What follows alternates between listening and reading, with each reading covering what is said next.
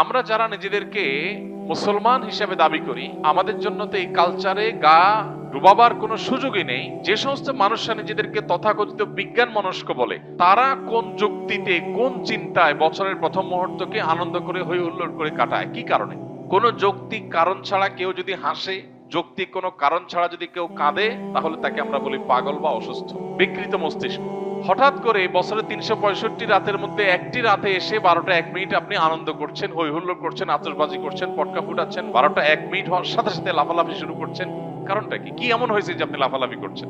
অথচ তেমন কিছু হয়নি। হ্যাঁ, একটা নতুন বছর শুরু হয়েছে। এই বছরটা খ্রিস্টীয় বর্ষ, খ্রিস্টানদের ধর্ম সংশ্লিষ্ট একটা বছর শুরু হয়েছে। তো তাতে আপনার এত খুশি হওয়ার কি আছে? যদি বলেন যে নতুন বছর হলে আনন্দ উল্লাস করতে হয়, তো নতুন বছর তো আরো আছে, এটাতেই কেন শুধু আনন্দ উল্লাস করেন? তাছাড়া যার আগমন আপনার আনন্দের কারণ হয়, তার বিদায় তো বেদনার কারণ হওয়ার কথা।